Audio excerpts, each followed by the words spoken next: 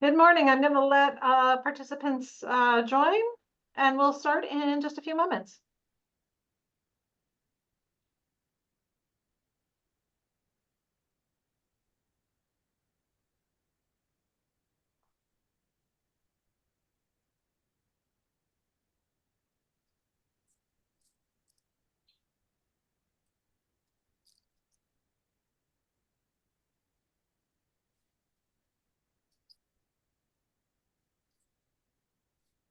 Good morning, everyone, and welcome to today's event on redefining transatlantic economic security.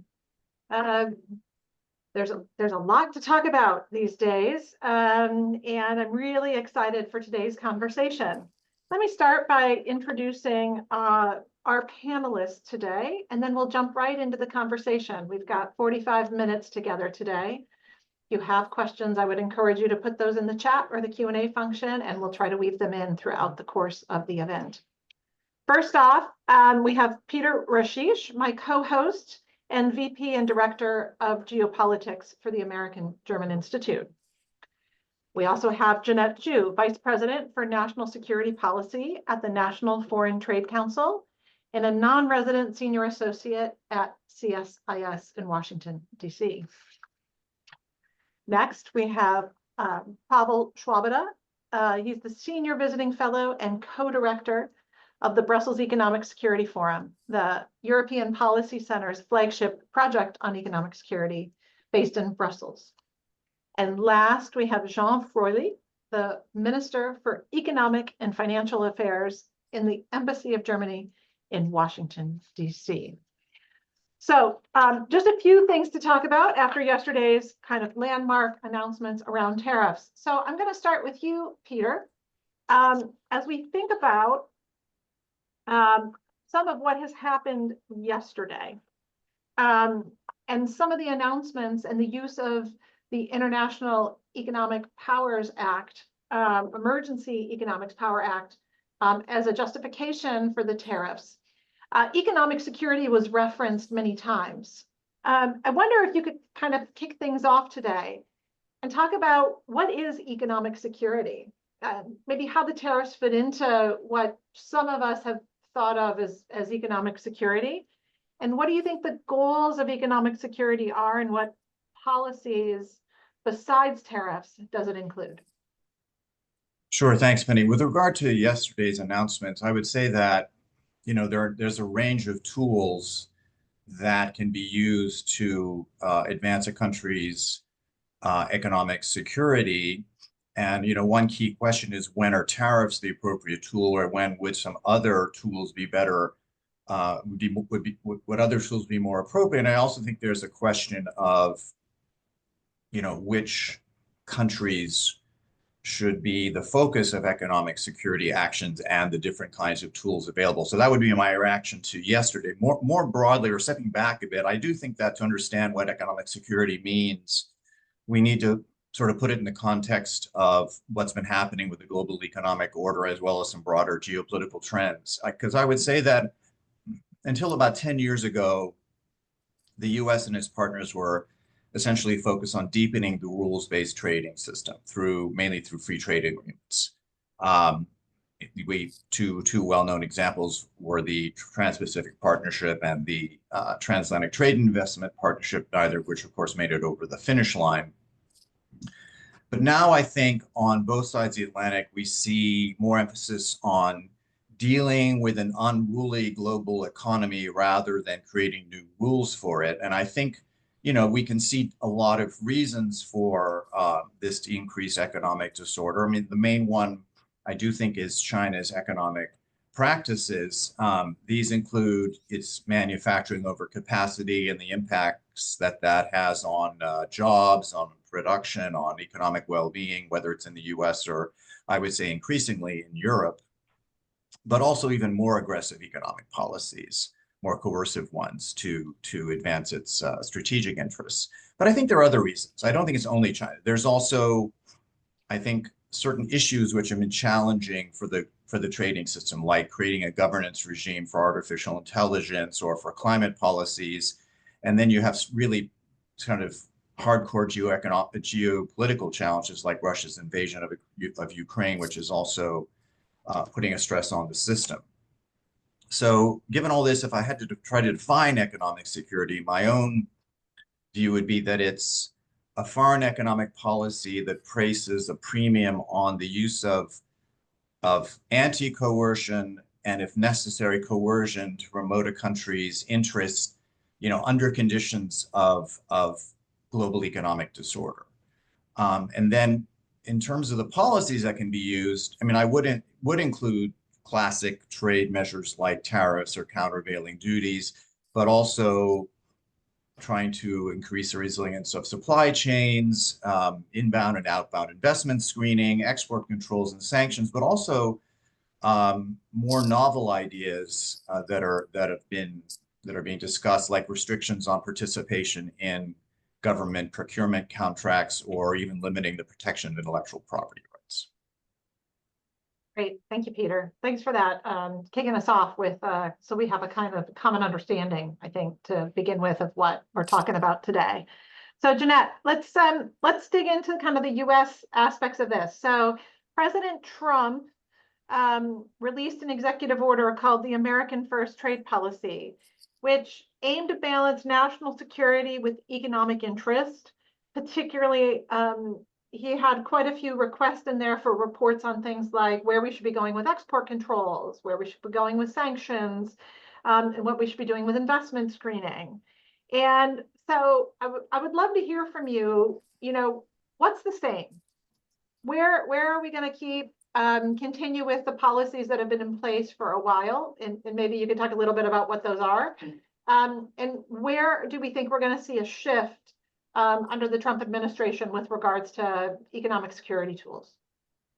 Thanks so much, Penny. Thank you for letting me join this terrific discussion. My thanks as well to our sponsors, of course, the German Marshall Fund and the American German Institute, for making today's webinar possible. We hear a lot about balancing, quote unquote, national security and economic security, or economic interests. I think that's a fundamental misunderstanding, if you will. The very first line of the America First Trade Policy looks back on the first Trump administration, and at that time stated that the American economy, American workers, and national security all come first. It's first among equals. During the first administration, they used economic and trade levers to pursue national security, right? Now, the current administration is relying on this America First trade policy to, and I'm quoting, above all, benefit American workers, manufacturers, farmers, ranchers, entrepreneurs, and businesses. So yes, defend economic and national security, but above all, benefit the parties named. So when we press a bit, and I'm so grateful, Peter, that you started us off with a very clear yet nuanced definition of economic security, because I think this gets muddled all the time, right? We hear a lot about economic and national security kind of being converged, if you will. In fact, take a look at the America First investment policy released just 1 month after the trade policy. And that specifically states economic security is national security. So again, less of a balance, more of a statement of equivalency. One is not subordinate or in service to the other. Penny, you mentioned that the America First trade policy seeks a number of reports. You ask about how this might play out. I note that in a recent public forum, Commerce's Undersecretary for Industry and Security, Jeffrey Kessler, said that trade agreements should include export controls as a component of these trade agreements in the future, and that investment security, which is far more than, for example, just screening, is in furtherance of both national security and economic security priorities. So before we leave this, I want to just insert a cautionary note, much like Peter mentioned, that national security is more than just export controls.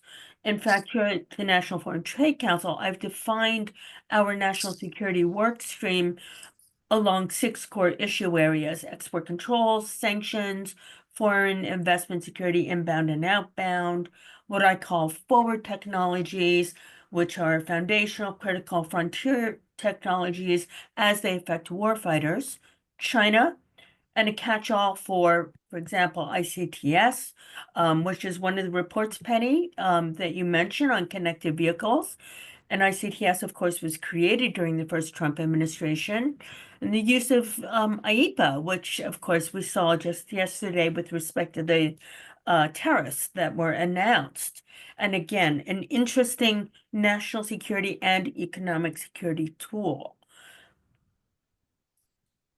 Great, thank you. Can I just clarify something real quick, Jeanette? So was it the Undersecretary of Bureau of Industry and Security said that investment screening should also be a part of trade agreements moving forward? No, that Separate, okay. export controls. Only export controls, got it, Right, okay. right. But certainly, you know, for investment screening is another area for which the America First trade policy talks about requiring a report. Yeah, got it, okay. Thank you so much. So Jean, in Europe, would love to get the German perspective here. So in Europe, economic security, as we've talked about, is both a security issue, which is a national competency, as well as a trade issue or economic issue, which is more of a European level competency. And at the same time, I think you have German policy shifting a bit on security and particularly defense, both with some really groundbreaking changes on the financial levels that will be dedicated to security by Germany in the coming years. So maybe you can talk a little bit about how is Germany's approach changing, and how are you thinking about moving forward on this and the cooperation at both the European level and maybe at the US level? Yeah, thank you so much. Thank you so much for having me. It's a pleasure to contribute to this discussion. Let me say, first of all, that it is from a more theoretical basis. I mean, securitization of economy and trade is not new. This is something also already mentioned by the previous speakers. It is something which has always been part of our discussions. Either on a more sectorial side with export controls, with the understanding that some goods are too sensitive to end up in the wrong hands, or on the other hand, restricting trade with some countries. I mean, this is the whole sanctions, part. Especially in Germany, there was for a long time the impression that trade is something which is particularly positive per se. And it is, in my opinion, with the full-scale invasion of Ukraine, that some things changed at the first place. I think also our experience with China contributed equally to that change, and this led to an increased, perception that economic security is something we have to integrate more in our in the way we shape economic policy. So what we can see from this point, that in Germany we have an increased securitization of investment, of trade, of energy, first of all. So I mean, if we look back 10 years ago, energy and energy supply was seen as something purely economic, where companies should be involved, and now energy security, after the experience, is something we have we discuss today. And of course, this is in itself, or what we can call the Zeitenwende, the turning point, where we see now a sort of Zeitenwende 2.0 at the moment, with with money mobilized for defense at a huge scale, which money mobilized for infrastructure at a huge scale. So obviously this is a kind of a realignment per se between concepts of economic security. So let me, however, give one word on yesterday's announcements. So I think we agree now on certain aspects that, I mean, the initial understanding or deal of the global trade order, that free trade is a good thing for us all per se. I mean, there is the understanding that we have to put this into question, so that indeed we have to talk about trade barriers. And of course, we took very much note of the report of USTR on Tuesday.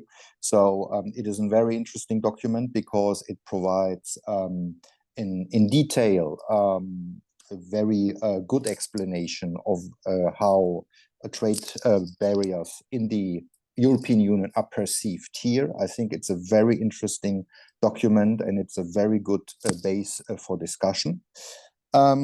So even if we share some underlying questions also on how we shape manufacturing in our countries and how we can support workforce and skills, we, however, reject the tools and the answers, because we deeply believe that that the underlying fundamentals of the trade between the US and Europe and the trade between the US and Germany are positive. So it is basically investment follows trade. Investment is not following tariffs. Investment follows trade, and trade follows investment. And we can see that in a very good report by the Chamber of Commerce on the insides of the transatlantic economy. And here we clearly see how the economies between Europe and the US are interlinked, so that what was announced yesterday will only do harm to both sides of the Atlantics. Yeah. And that's why we have to talk, and we have to find a common understanding on what security means. But we have also to find a common understanding that our mutual trade and investment relations are positive for everybody. Thank you for that. And I 100% agree. In fact, I think the deep US-EU investment relationship, which is 25 times what the US-China investment relationship is, makes that relationship much more sticky, and decoupling in these times is just not an option. And I also take your point, Jean, of the with regards to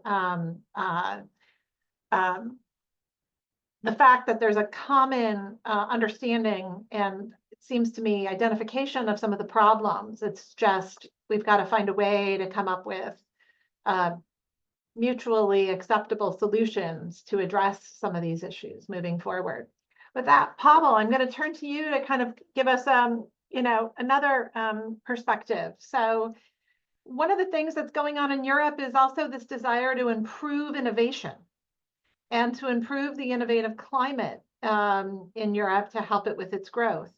And I'm just curious, you've got a background as an entrepreneur and working with a lot of innovative industries. And as we think about the Draghi report and we think about spurring innovation in Europe, what's the role of economic security with regards to innovation moving forward? Yeah, thank you very much, Penny, for your questions and for having me as well. Let me just start with where Jean left it before me, and I will immediately move to your question, because it is a very somber mood today in Europe. European Commission President has said we have been let down by our oldest ally, and I think that expresses well the type of sentiment that we deal with. And it's, I would say, particularly underlined by two aspects. One is the fact that, as you also said, the transatlantic economic relationship is a pillar of the global economy. It has served both sides of the Atlantic well over the years. And what is more, it is a balanced relationship when you look across the goods and services, right? It's something that unfortunately is too easily forgotten. That yes, the European Union has a surplus in the trade in goods, but the United States has a surplus in services, and as a whole, it is a balanced relationship, and it needs to be looked at as such. The Europeans send 300 billion of euro of their savings annually to the United States. And that needs to be also taken into consideration. The second issue is the fact that President Trump evoked the Emergency Economic Powers Act, originating back to 1977, and meant to serve the US in times of national emergency originating from the outside. Well, it's difficult, to be honest, to see a prosperous and decades-long economic relationship between the US and Europe as a source of a national emergency, with every imagination one can deploy to this question. So, indeed, as Jean underlined, let's hope that negotiations can be taken up as soon as possible. And I stress as soon as possible because damage can easily be done, but not all of the damage is easily undone. And therefore, we have to be very careful about the next few weeks, and we have to approach this with the best of will on both sides. By going straight to your question, I think what is important about the European approach to economic security is that we believe in open economic security, so meaning economic security that is based on engagement with partners internationally. And that also serves the goal of innovation, because a lot of innovation is, in fact, innovation that is developed across the different regions of the globe. So Europe is the number one trading partner of about 80 countries in the world. Altogether, this is close to 40% of global trade. So we will remain faithful to this concept of open economic security, that is economic security that can serve everybody. It's not an isolationist policy, it's a policy that promotes collaboration. And indeed, I think this moment, disruptive as it is, can help Europe to leapfrog in innovation, because it is a concern of ours that we tend to specialize in what can be called mid-tech or mid-technology. So traditionally, this has been cars, machinery, while higher value added is clearly today coming from high technology. So for Europe, what is heart of the agenda is to climb that ladder from mid-tech to high-tech specialization, and I believe that that the current period will help us to achieve that objective. And economic security, together with closing the innovation gap, are indeed at the heart of the economic agenda for the coming 5 years. And in this period, we will also need to focus on what is the unique selling point of the European approach, right? And as opposed to what is best being done in the United States, what is best being done in China. So I think the overall approach is that we will do our best to use this opportunity to move ahead in innovation. Also, moving towards deeper capital markets, which are essential for the purpose.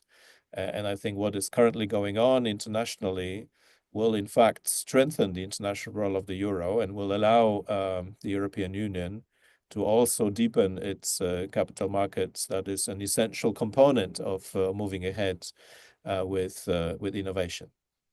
Great, thank you so much. Jean, I know you have to leave us shortly to go to another event. Thank you for spending time on this very busy morning with us. Can I just ask you before you leave? So I think a lot of times we frame economic security in the context of China. And I'm just wondering what your thoughts are on, as we look at this moment in history, is China an area of cooperation as we think about economic security tools, as we think about protecting our industries, our innovation from potentially other actors that are state-directed, state-run?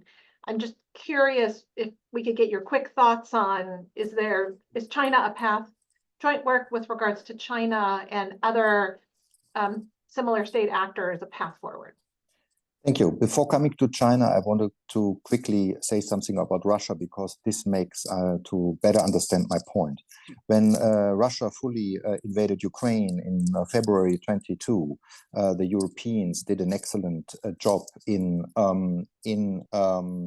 readjusting their energy and economic policy. It was very, very painful, and that's why also we had to do it step by step. And we had to do it in a sense not to harm our societies more than to harm Russia.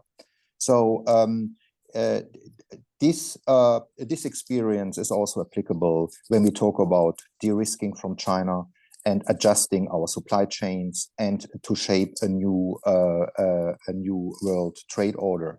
So there is a growing consciousness in Germany, within the government and also within the business community, that dependencies in a general sense, but also dependencies on China are doing harm and are to be adjusted and to be taken care of. And this is also something we had been always in dialogue also with our American friends. We have to do it in a way that that we're not doing us more harm than China. So we have to do it taking into account the relationships of the companies, the value chains and the supply chains, and also in a timeline that is allowing us to do this in a transformative way, which is not doing excessive harm to investment decisions which had been taken in good faith some time ago. Yeah, thank you so much for that. I Thank think you. it's a really important point that, for one, tariffs are a tax on domestic consumers, domestic industries, and there's going to be quite an impact for anybody that has to put up money to bring goods into a country. And you want to make sure that as we think about moves forward, how do you phase that in a way that doesn't end up indirectly hurting yourself more than others? Thank you for that. Thank you so much. So thank you. Thanks, Jean, for joining us this morning. For those that are on, if you have any questions, please feel free to put them in the chat or in the Q&A, and I'll be happy to pick them up. But let me go back to you, Peter. So let's continue on the China issue a bit. I thought that the injection of Russia is also an important one to put in. So, maybe to talk a little bit about what is the path forward on cooperation with these tools, and how do we think about economic security and economic coercion after yesterday's events in the United States? How do we start to reconcile this and then find paths to come back and work together on some of these issues? Yeah, let me make one comment to reinforce what Jean just said. I do think that it's particularly with China, it's the experience of he mentioned Russia, but I think also in more kind of traditional trading areas, but also some areas of trade that are sensitive for security purposes. There's the experience in the U.S. and Europe, both of these dependencies, particularly dependencies that are asymmetric, and the fear that China or any other rival in the global economy could leverage those asymmetric dependencies. So I think that is a key motivating factor in everything we're discussing today.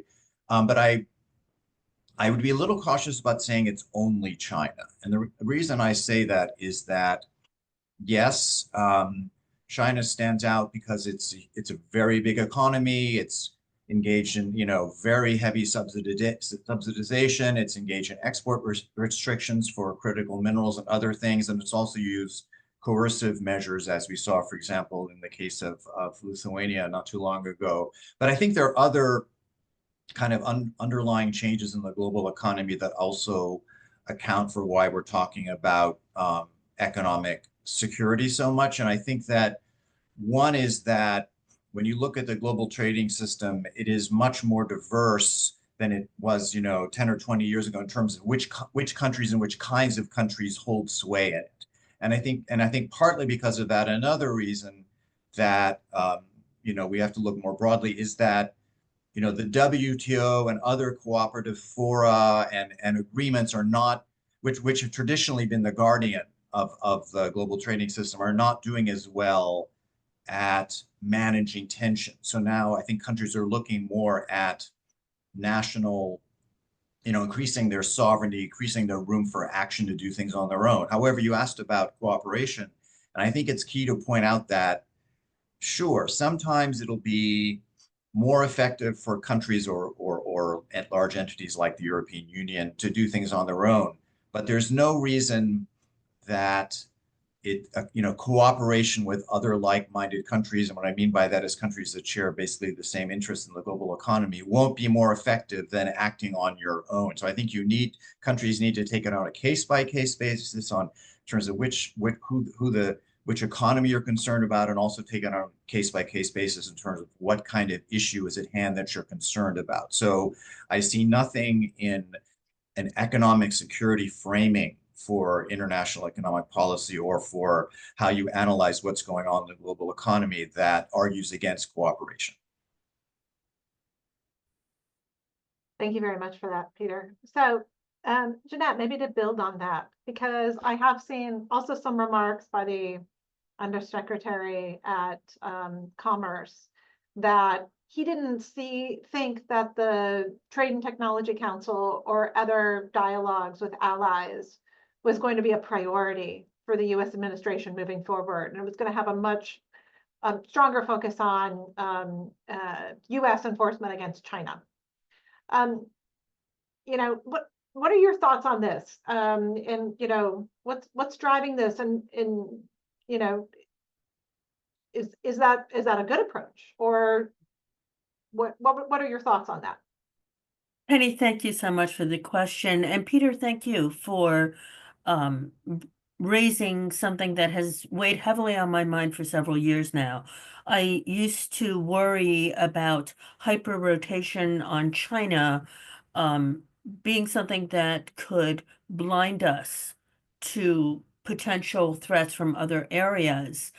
And that worry has shifted over time a bit to more directionally some of the things that you and Pavel and Jean had also mentioned, right? That when you base your policy, regardless of whether that's national security or trade or economic security, on framing it around one adversary, you risk making mistakes that have been made in the past. For example, certain miscalculations about the former Soviet Union and the Eastern Bloc that just did not bear out. And I'm starting to really worry significantly about that happening again, particularly with respect to China.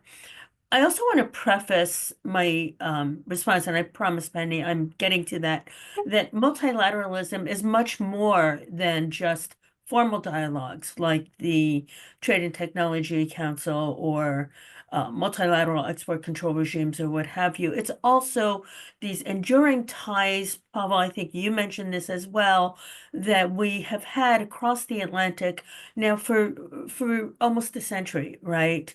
And there are also people to people and cultural and other business ties that, as you've all mentioned, are not easily severable.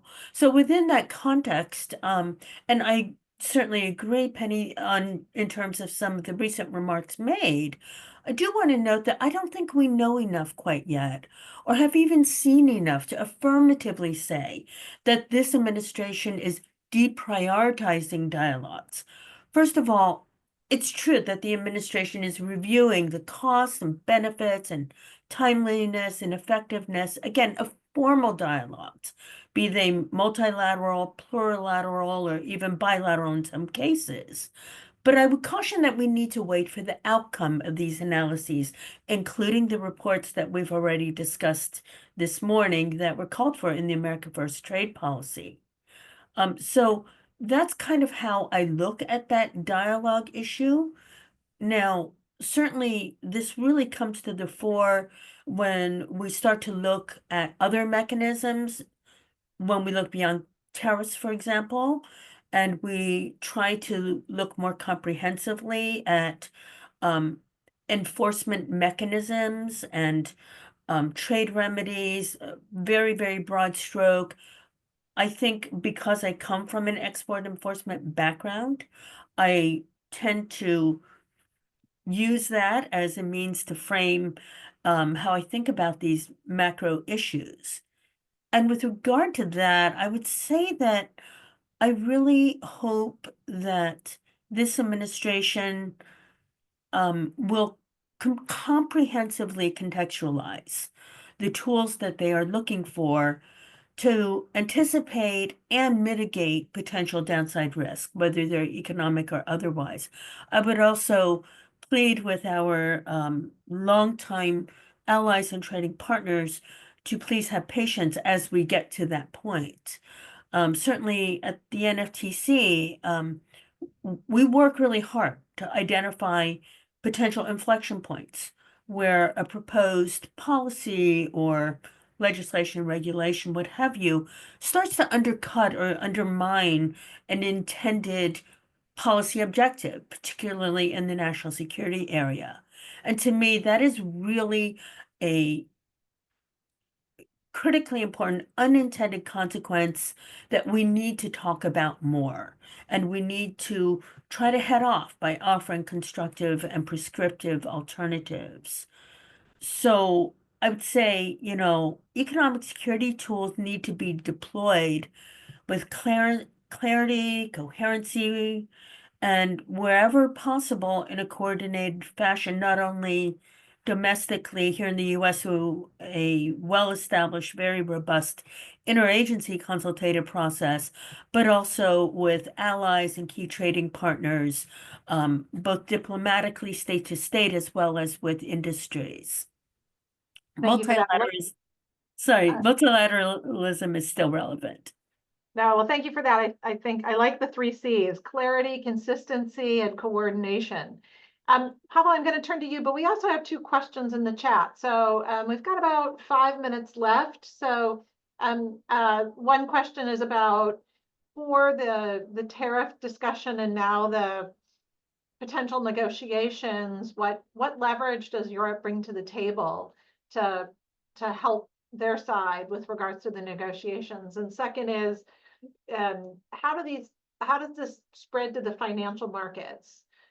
Given that investment in certain sectors in the West operates on market terms, but in other parts of the world operates on different terms, is there anything we can think about in terms of how capital is being deployed and what tools we can use there? 2 kind of different questions. But Pavel, I'm turning to you. If you want to answer either one or both of those in your answer, that'd be great. But just thinking about where is Europe going to go on some of these economic security efforts? Jeanette is saying we need to have a little patience in Europe with regards to while the U.S. kind of sorts itself out. But it seems to me it's an area where Europe itself is still kind of at the nascent phases, and can you keep momentum to build a European effort on economic security while also giving the US some time to develop theirs? Thank you, Penny. So first of all, Europe will definitely pursue an open dialogue with the US administration, hoping for a negotiated solution. I think that's in the nature of the European Union.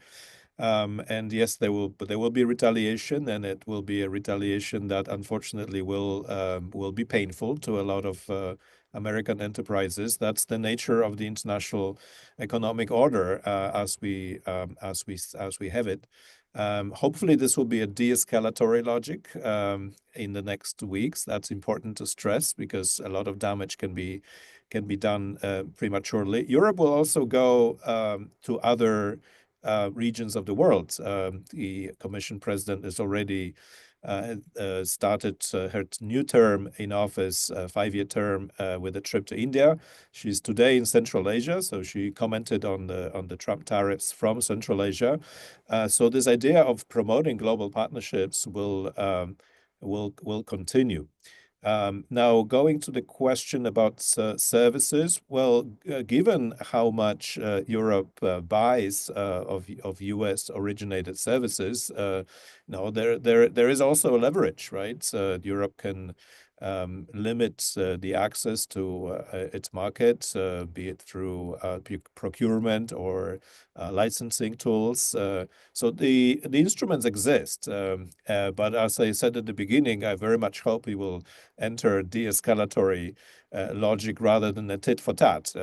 If it is a tit for tat, then the tariffs on goods will be reflected and reciprocated in the area of services, and that will move the entire conversation into a new territory altogether, because that's where the US clearly has a competitive advantage at the moment.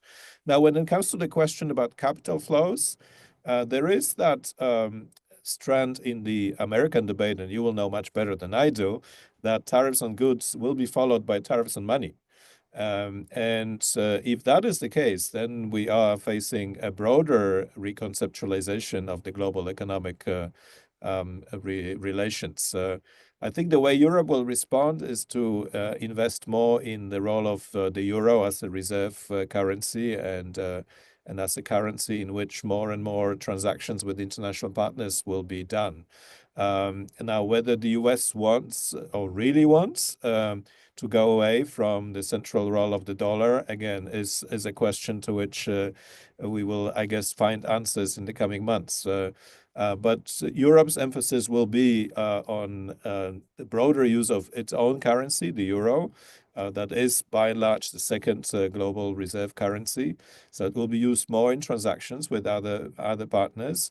As a result, we will most likely see the development of the European capital markets as well, to a larger extent. This will help us on the innovation side, as we discussed before, although there are always two sides to the coin, and with broader capital inflows, which we have seen in Europe already in the past 3 months, because Europe is booming in terms of an investment destination as a result of the turbulence on the other side of the Atlantic. And now there are two sides of the coin, because of course this affects the exchange rate and can be seen as affecting competitiveness. But again, let's see how much of a reconceptualization of the global economic system we see as a result. What I'm convinced about is that economic security can be the basis of a positive agenda, not a tit for tat, but something that we can mutually build on in order to reflect each other's sensitivities and interests in a positive fashion. Thank you, Pavel. So we're slightly over time, but I want to give everybody a kind of a final word before we close out. I would answer Anna's question too, that I think the screening mechanisms that both Europe and the US have provide an opportunity to give an overview of some of the investment money and capital flows that are out there, to make sure that meeting commercial objectives in certain markets, but they are new tools. And so the question is kind of how those are going to, I think, play out broader than the normal M&A mergers and acquisition approval processes are. Peter, kind of 15-second final thoughts, comments to kind of close out. Do you have a final thought from today? Start the countdown. Yes, one final thought is that yesterday's announcement, I think, should be taken as something that will certainly increase global economic disorder, but is also a symptom of something that had pre-existed that announcement, and that I think we already saw the Biden administration trying to tackle. And that is that we have 80 years of the existing institutions and system, and it's not unusual that that's going to start showing some age. So longer term, whatever you think of yesterday's announcement, future U.S. administrations or European governments will have to work together to try to find ways to update and reform the kind of institutions and agreements and norms that are going to govern the global economy, in the longer term. Thank you, Peter. Jeanette, final thought?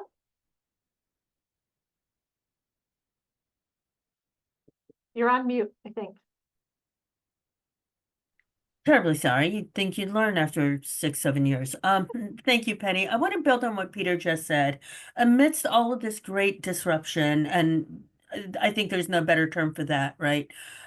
There lies opportunity. And for that, I'm optimistic that there's opportunity to rebuild institutions, to strengthen ties, particularly transatlantic ties globally, and to set the stage for a world order where you can have peaceful and prosperous coexistence, where national security and economic security are not in competition or fighting against each other. Thank you for that. Pavel, you get the final word. Thank you so much. I very much subscribe to this idea of building on economic security as the basis for renewed international collaboration. It won't be easy. I mean, we are not really starting in a great fashion, but I think we can overcome these difficulties. But in 5 seconds, what I would say is we need to pay attention to the structural trends in the world economy as well. And one of them is where manufacturing is going, and manufacturing due to technology change is largely going in the way of agriculture.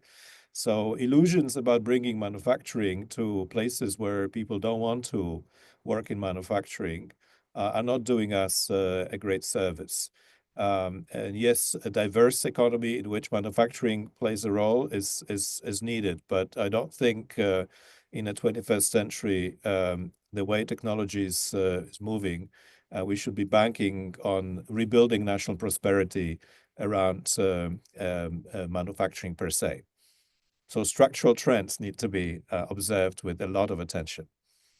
Thank you, Pavel. So again, I'm Penny Noss with the German Marshall Fund. I want to thank everybody who's joined us today. Sorry, we've run over just a few moments. We wanted to keep this tight, but there's always so much more to say than what we can cover in our 45 minutes.